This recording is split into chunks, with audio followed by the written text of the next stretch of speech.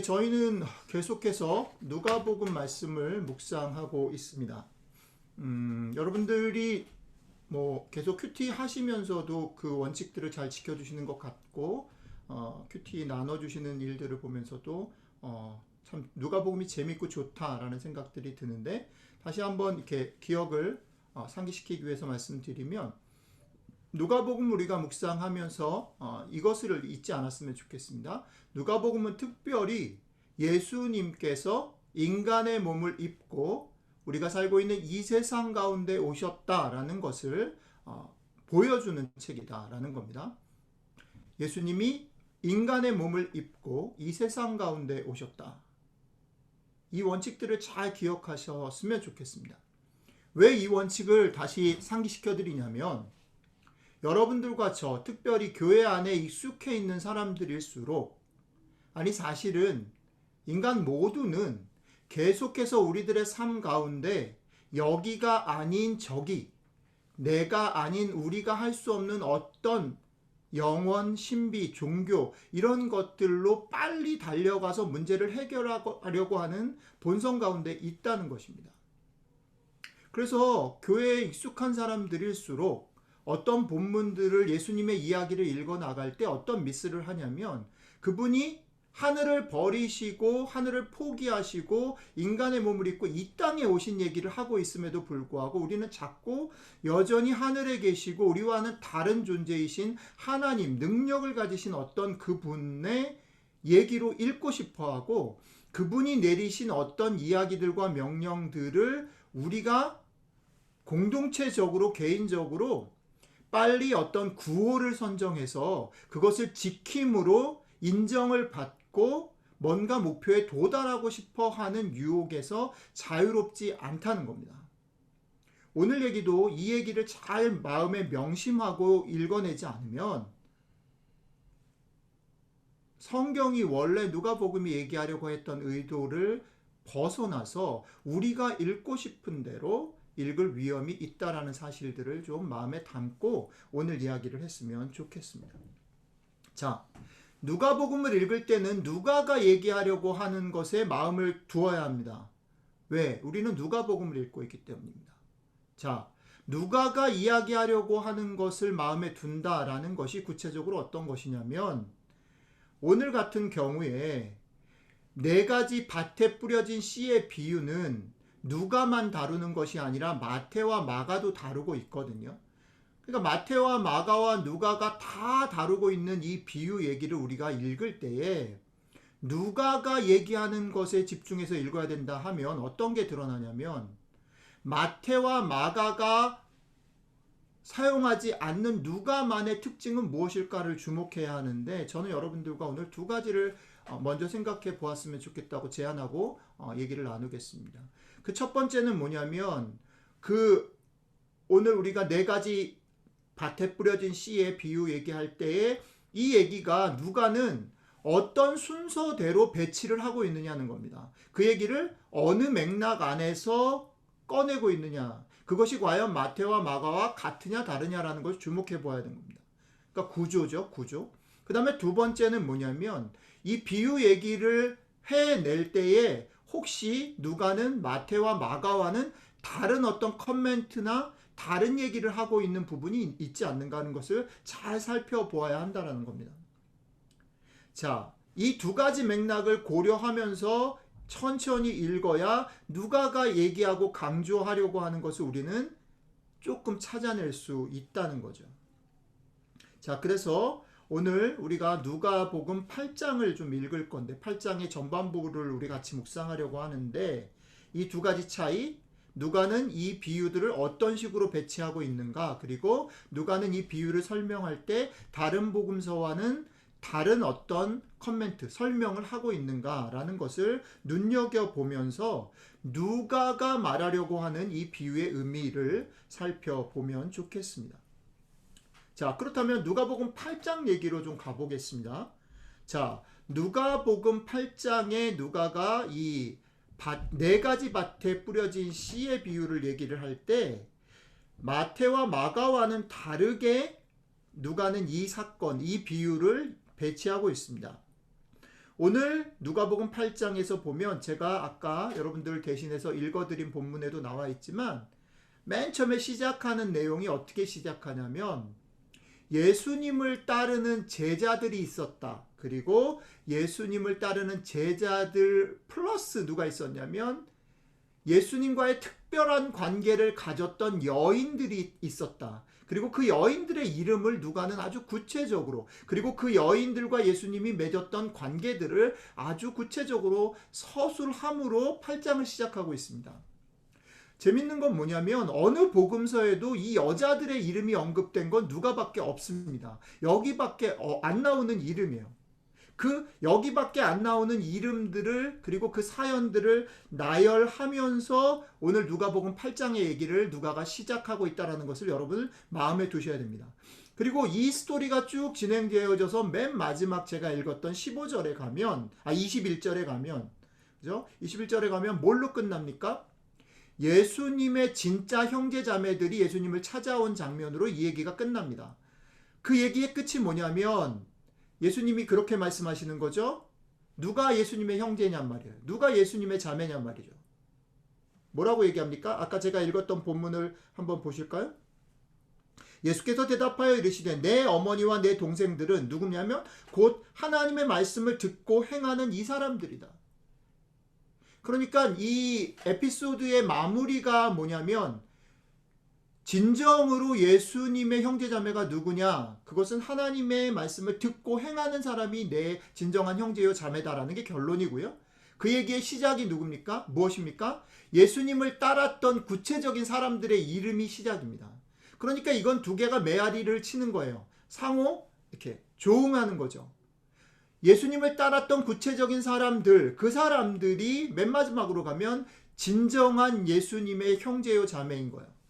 근데 그 형제요 자매인 것의 근거가 뭡니까? 그들은 말씀을 들었고 그것을 실행했다라는 겁니다. 이게 서로 메아리를 칩니다. 처음과 끝.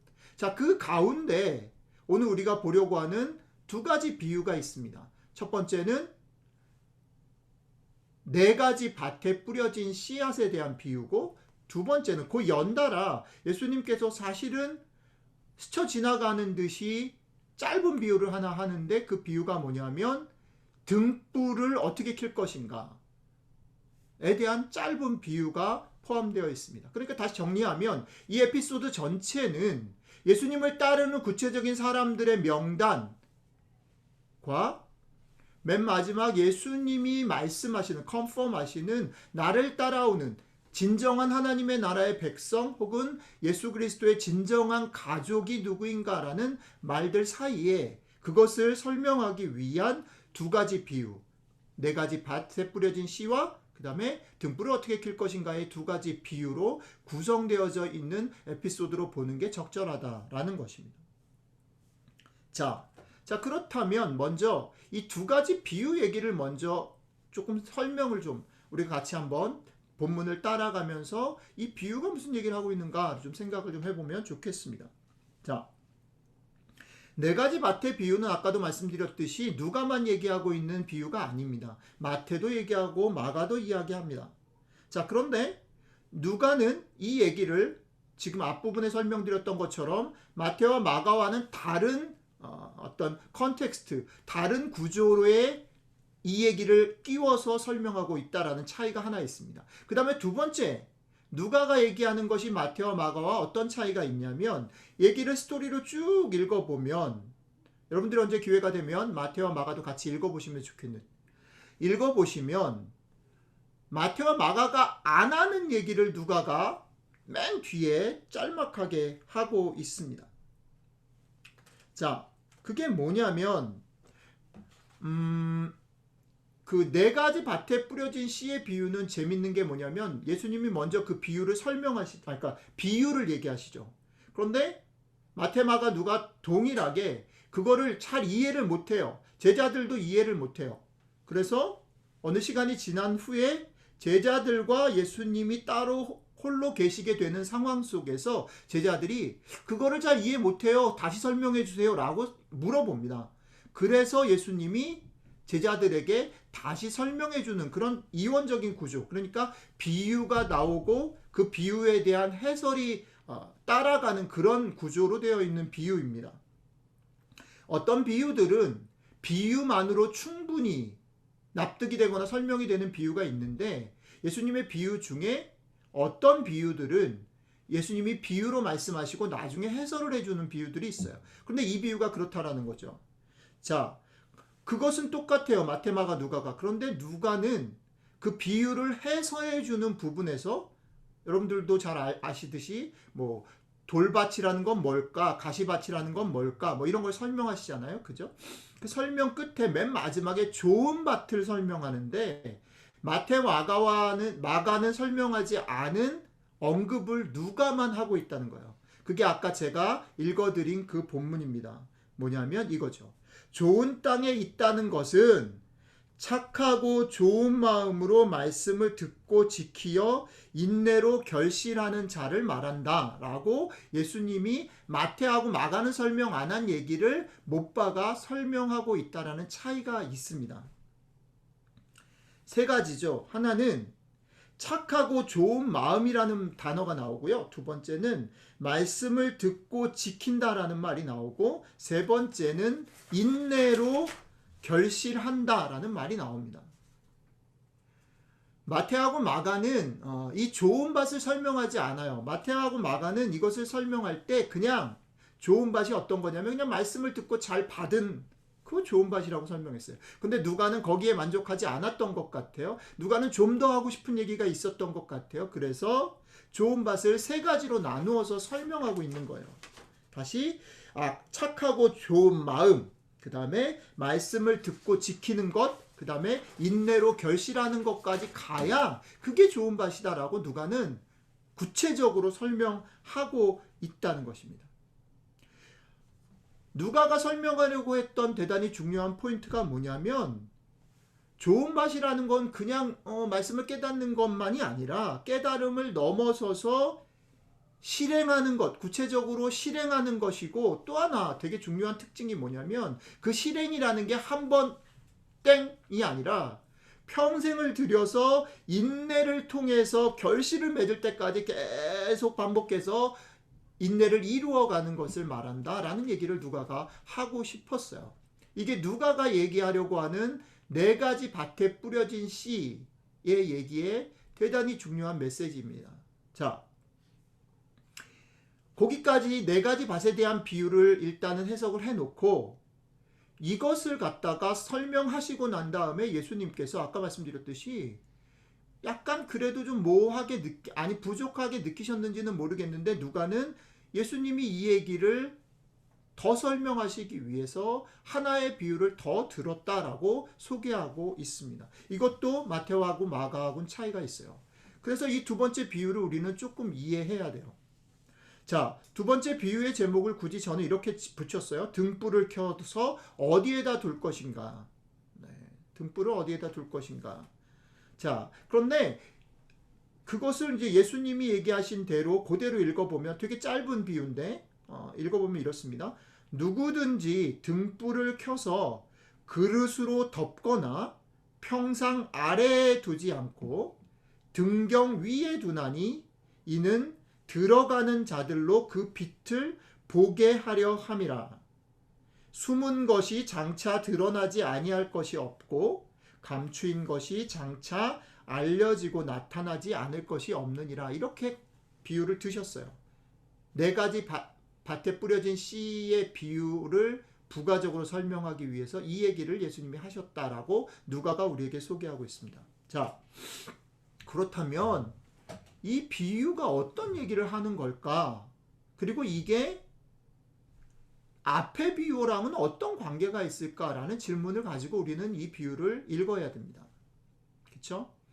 그러니까 이 두 번째 비유를 우리가 해석하고 읽어낼 때 금방 말씀드렸던 것처럼 첫 번째 가져야 될 대단히 중요한 원칙은 이 비유는 독립적으로 던져진 비유가 아니고 앞에 네 가지 밭에 뿌려진 씨에 대한 얘기를 부연적으로 설명하기 위해서, 그러니까 앞의 비유와 연관해서 읽어내야 된다라는 원칙이 있어요. 그게 하나 있고요. 그 다음에 또 하나, 이 비유 자체 안에서 보여주는 대단히 중요한 특징이 하나 있습니다. 그게 뭐냐면 등불을 켜는데 등불을 켜는 목적을 이 비유 안에 이미 설명하고 있어요. 뭡니까? 등불을 켜는 목적? 등불은 온 세상을 밝히기 위해서 켜는 게 아니죠. 이 등불은 어디에 켜 있나요? 집 바깥에 켜 있는 등불이 아니죠. 그죠? 이 등불은 집 안에 켜 있고요. 거기 본문에 보면 이렇게 되어 있어요. 이 등불을 켜는 이유, 이것은 들어가는 자들로, 그 집에 들어가는 자들로 그 빛을 보게 하려 하기 위해서 등불을 켠다. 이렇게 되어 있습니다. 그러니까 이 비유를 이해할 때, 이 등불을 왜 켰는가를 이해할 때, 이 등불이 가진 목적을 이해할 때 우리가 주목해 놓치면 안 되는 게 뭐냐면, 이 등불은 그 집에 있는 사람들을 위한 게 아니라 그 집에 이제 들어오려고 하는 사람들을 돕기 위해서 켰다라는 것을 마음에 두고 이 등불 비유를 이해해야 된다라는 것입니다. 그리고 이 등불 비유를 이해하기 위해서는 이 등불 비유 얘기 다음에 예수님이 결론적으로 얘기한 것을 이해해야 돼요. 숨은 것이 장차 드러나지 아니할 것이 없고 감추인 것이 장차 알려지고 나타나지 않을 것이 없느니라라는 결론을 등불 비유 끝에 예수님이 하고 있거든요. 그러니까 이 말하고 등불 비유가 무슨 관계가 있는지를 염두에 두고서 이해를 해야 된다라는 겁니다. 자, 정직하게 신고를 하면 이 설교를 사실은 이 본문을 택해서 준비를 하고 있을 때까지만 해도 저는 구조까지는 잡았고 이 등불 비유랑 네 가지 밭의 비유가 어떤 연관성이 있을까를 고민하고 있었어요. 그런데 그때 갑자기 오래간만에 김동문 선교사님이 자기가 페이스북에 글을 막 올리다가 갑자기 제 생각이 났대요. 그래가지고 저한테 페이북 메시지로 자기가 묵상한 요 본문에 대한 메시지를 보냈어요. 자기 글을 저한테 보냈어요. 그래서 읽어보니까 이게 되게 그럴듯하고 오늘 이 설교에 있어서 한 7, 80%는 거저 먹어버린 거예요. 그래서 이건 제 작품이 아니라는 걸 먼저 신고를 하고 여러분들이 기회가 되면 김성교사님 글 자체를 읽어보시면 좋겠다고 제가 원고에 링크 걸어놨습니다. 여러분들이 언제 그 전체를 다 읽어보시면 좋겠어요. 자, 어쨌든 그 얘기를 다 읽을 수는 없어서 제가 김성교사님 얘기하려고 하는 제 생각에 중요한 초점들을 5가지로 요약을 했습니다. 그걸 제가 순서대로 읽어볼게요. 앞부분은 제가 대략 설명한 겁니다. 정리를 해볼게요. 첫 번째는 김성교사님에 의하면 등불 비유에 있어서 되게 중요한 게 뭐냐면 등불은 되게 작다는 거예요. 여러분들 지난번에 김성교사님 오셨을 때 우리한테 보여줬던 기억이 나시는지 모르겠어요. 등불 보여주셨던 거 기억나세요? 손바닥 안에 올 만큼 되게 작은 거예요. 작다라는 게 뭐냐면 실제로 그 불이 환하게 해줄 수 있는 공간이 그렇게 크지 않다라는 거예요. 그리고 또 하나는 뭐냐면 그 불빛이 크지 않고 작기 때문에, 그 다음에 또 하나는 두 번째는 뭐냐면 그 등불을 밝힐 때 기름을 쓰는데 당시 1세기 상황 속에서 기름이라는 거는 우리가 생각하는 기름이 아니고 훨씬 비쌌다는 거예요. 그래서 제일 고급 기름이 올리브유인데 대부분의 가정들에서는 올리브유는 엄두도 못 내고 그냥 혼합되어져 있는 싸구려 기름을 썼는데 그것도 돈이 비싸서 아끼기 위해서 등불을 항상 켜놓지 않았다라는 거예요.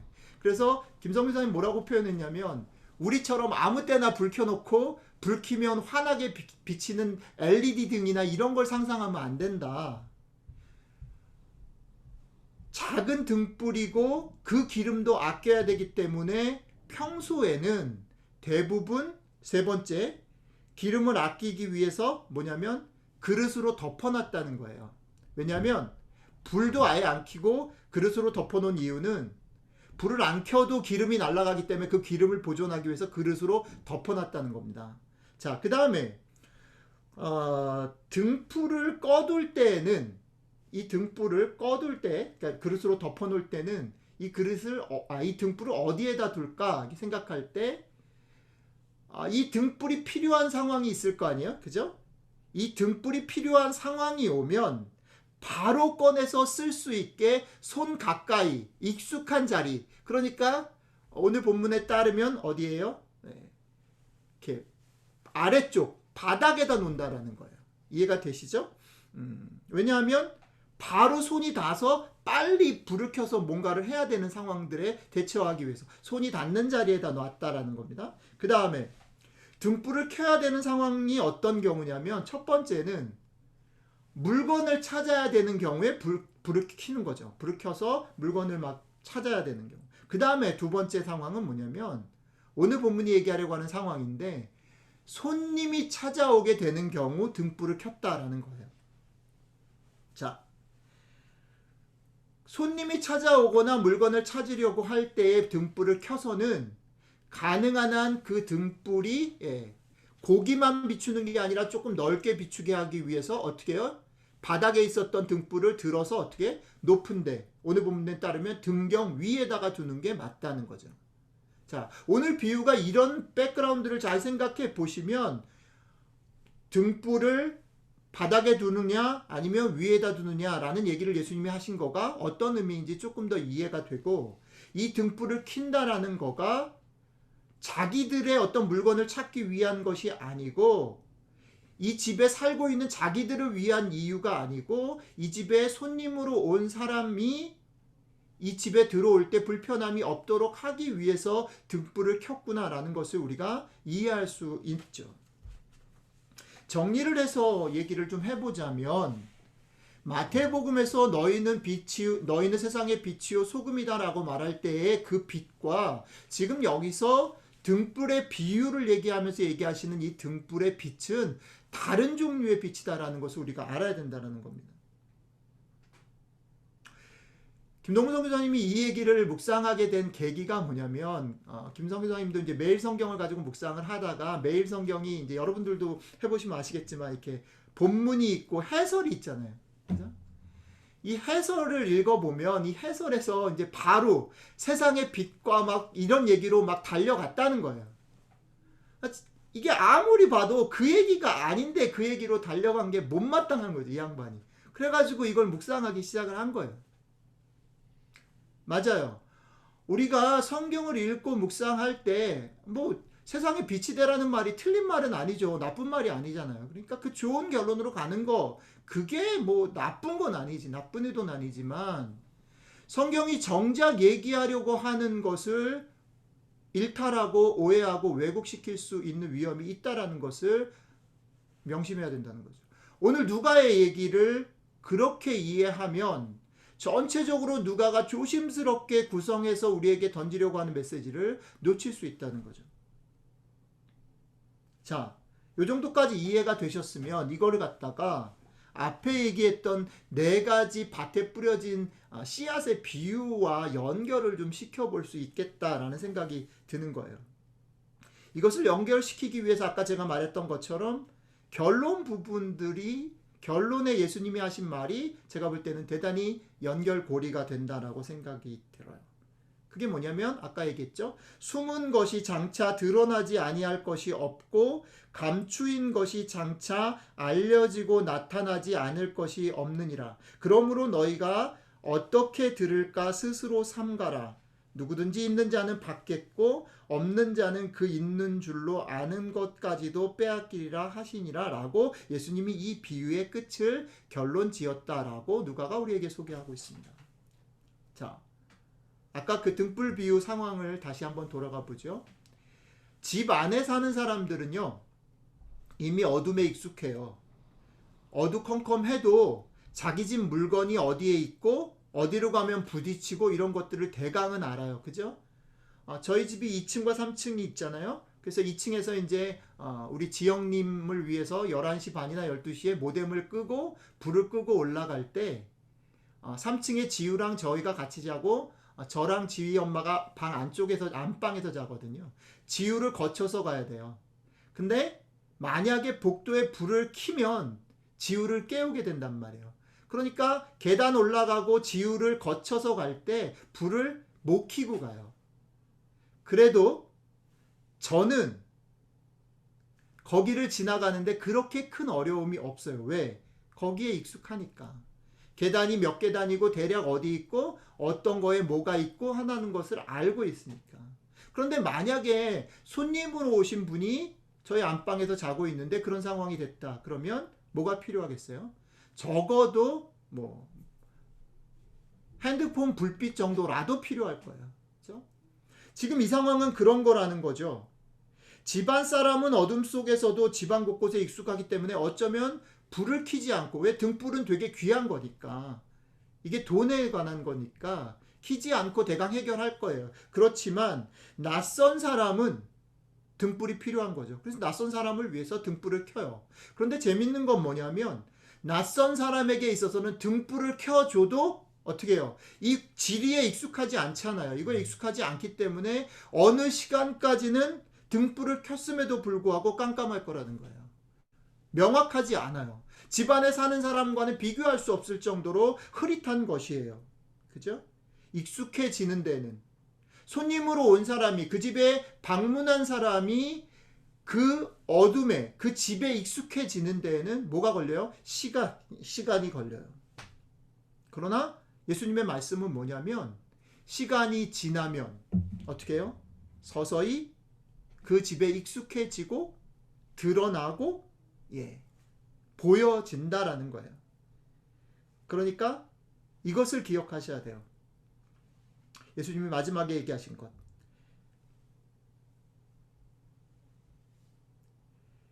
너희가 어떻게 들을까 스스로 삼가해라. 뭐냐면 정리를 하면 시간이 걸린다는 거예요. 그 다음에 시간은 걸리지만 마침내 알게 되고 드러나게 된다라는 거예요. 그렇기 때문에 어떤 태도가 중요하냐면 어떤 실마리들이 있을 때 그것이 어떤 것일까, 정말 그런가, 어떻게 들을까를 스스로 조심하고 삼가하고 물어야 된다라는 거예요.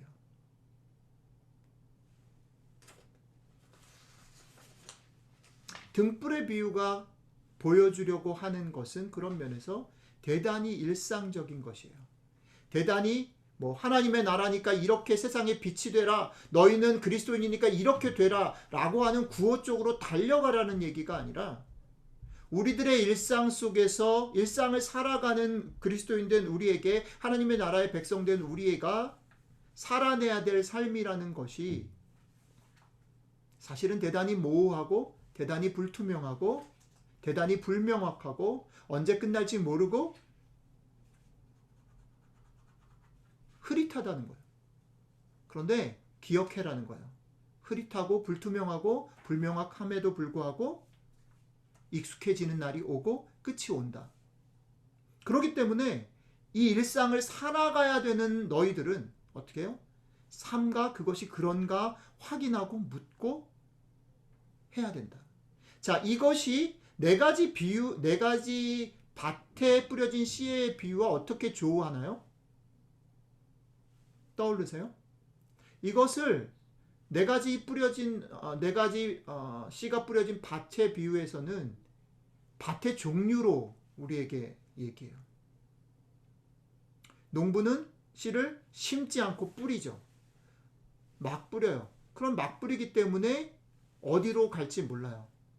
이 밭은 종류를 얘기하는 걸 수도 있지만 우리들의 상태를 얘기하는 걸 수도 있어요. 그런데 이 씨는 이미 힘이 있거든요. 이 씨는 생명이고 힘이 있지만 이 씨가 어떤 상태 속에서는 걸림돌에 들어가죠. 어떤 상태 속에서는 유혹과 우리의 연약함에 막혀서 더 이상 열매를 맺지 못해요. 그죠?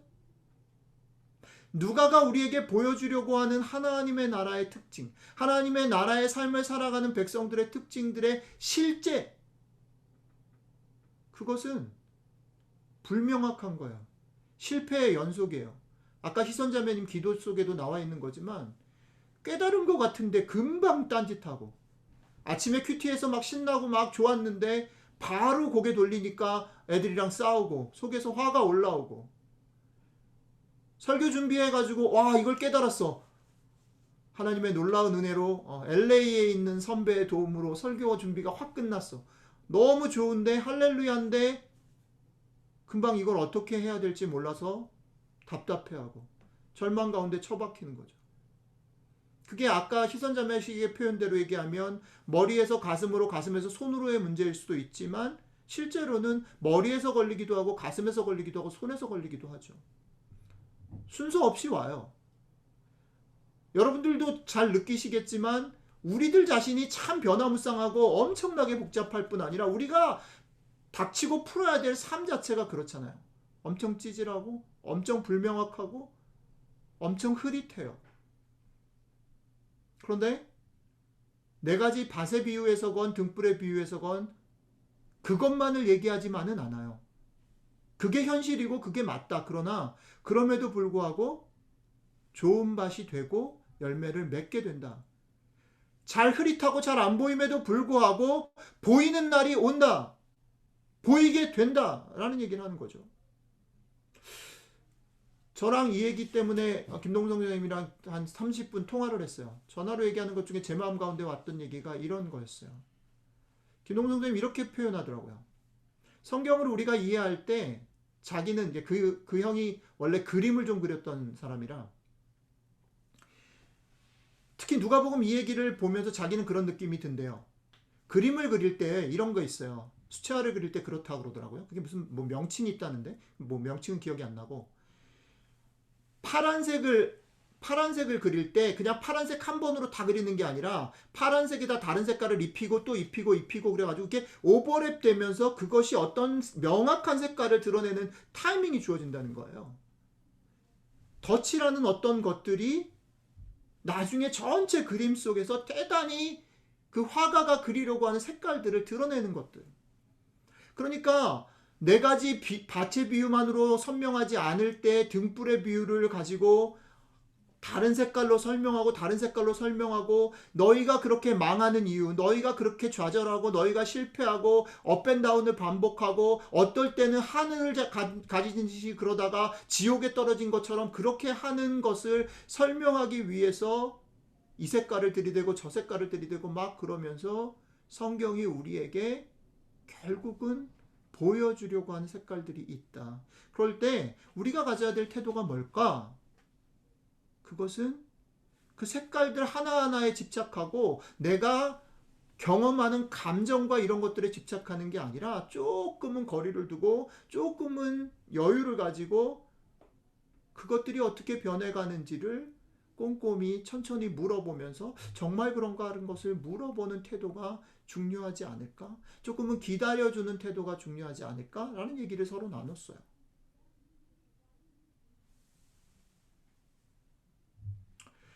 그쵸?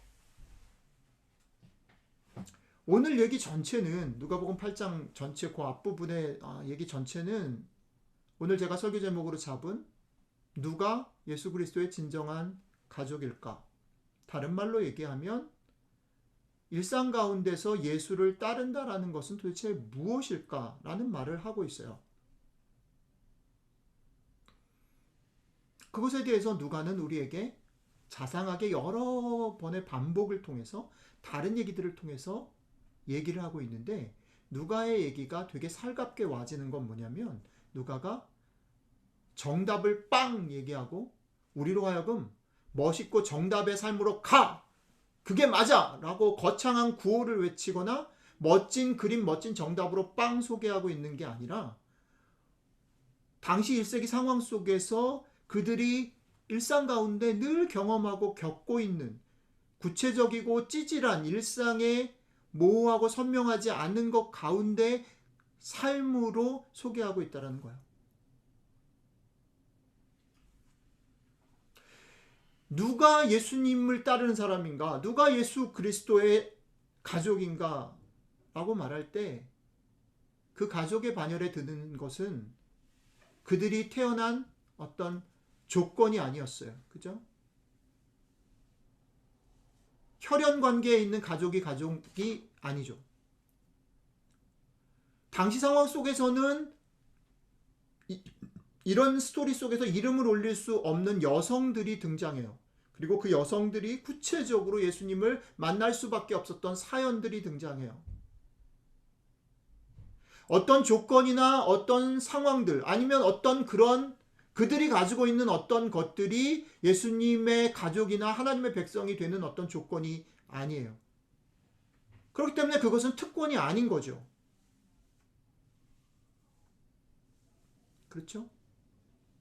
그리고 네 가지 밭의 비유와 등불의 비유 속에서 보면 그것은 거창하거나 분명하고 명확한 그림의 얘기라기보다는 네 가지 밭에서는 그렇죠. 유혹이 많고 걸림돌이 있고 불투명하고 조심스러운 것이죠. 그렇지만 등불의 비유로 오면 시간이 지나면 어떻게 해요? 환히 밝히 드러나는 것이다. 그렇기 때문에 조건도 아니고 어떤 내가 가지고 있는 그런 것들 때문이 아니고 예수 그리스도로 부름받은 그 어떤 상황들 때문에 예수 그리스도를 따르는 사람들에게 있어서는 무엇보다 중요한 것, 포기하지 않는 일이 중요해요. 포기하지 않아야 돼요.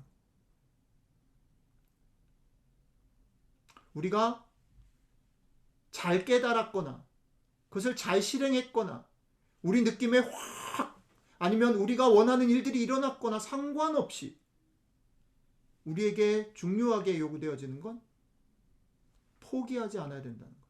그 다음에 두 번째는 뭐냐면 아직 흐릿하기 때문에 그것을 확인하고 걸어가야 돼요. 그런가 하는 질문이 되게 중요해요. 정말 그런가? 내가 여태까지 익숙한 것으로 성경을 읽고 있는 건 아닐까? 내가 원하는 것으로 성경을 읽고 있는 건 아닐까? 정말 성경은 그런 얘기를 하고 있는가? 하나님은 정말 나에게 지금 그런 얘기를 하고 있는가를 물어봐야 돼요. 그렇게 될 때 포기하지 않고 계속해서 물어보게 될 때 우리는 기대한 것 이상의 결실을 보게 돼요. 100배의 결실을 보게 되고 보이지 않았던 것들을 명확하게 보게 되는 날을 경험하게 되는 거예요. 오늘 말씀을 정리하겠습니다. 여러분들과 제가 우리 디딤돌 식구들 모두가 이것들을 기억했으면 좋겠어요. 하나님의 나라의 백성으로 살아갈 때에 포기하지 않고 묻고 확인하고 걸어가. 근데 여기에 하나만 더 하죠. 이건 사실 오늘 본문에서 조금 비약하는 거지만 이거를 우리가 홀로 가지 않는다. 개인적으로 가지 않는다. 같이 간다. 저는 지난주에도 말씀드렸지만 우리가 큐티를 같이 나누는 일이 되게 좋은 것 같아요. 사실은 목사로서 가끔 황당할 때가 있어요. 왜 이걸 이렇게 해석하나. 그래서 고쳐주고 싶은 욕망이 막 일어날 때가 있어. 이거 이런 거 아니야 라고 얘기해주고 싶을 때가 많아. 그런데 보니까 그것도 뭐 그거는 목사 병이니까 그건 고쳐야 되는 거고 많이 고쳤어요. 요즘에 제일 언급 안 하고 다른 거 올리잖아요. 그죠? 제 길을 찾았습니다. 네, 어쨌든 간에 우리는 각자 자기의 수준에서 자기에게 얘기를 말을 거시는 것을 가지고 물어보면서 나아가요. 포기하지 않고. 좋은 거는 포기하지 않고 자기 걸 얘기할 때 다른 사람이 어떤 식으로도 격려하고 또 그 사람 걸 얘기하고 때로는 그 사람 거를 통해서 내게 보완되기도 하고 새롭게 보여지기도 하고 넓어지기도 하고 좀 명확해지기도 하고 뭐 이러면서 우리는 같이 가는 것 같아요. 우리 교회 안에 우리 서로 안에 포기하지 않고 물어보면서 같이 격려하면서 가는 이 일들이 계속해서 더욱 풍성해졌으면 좋겠습니다. 같이 기도할게요. 주님 고맙습니다. 저희가 원하는 것, 저희가 익숙한 것대로 빨리 결론을 내리고 거기로 달려가거나 달려감으로 인해서 우리 자신을 자책하고 낙심하지 않도록 도와주시면 좋겠습니다. 너무 신나서 너무 힘내서 가다가 빨리 포기하지 않게 도와주시고